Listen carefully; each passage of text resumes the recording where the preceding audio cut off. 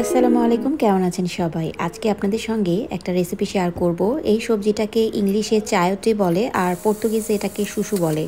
আর এই সবজিটা খেতে কিন্তু খুবই মজাদার। যারা খেয়েছেন তারা তো জানেনই। আর যারা এখনও খাননি, যদি সুযোগ থাকে অবশ্যই সবজিটা খাবেন।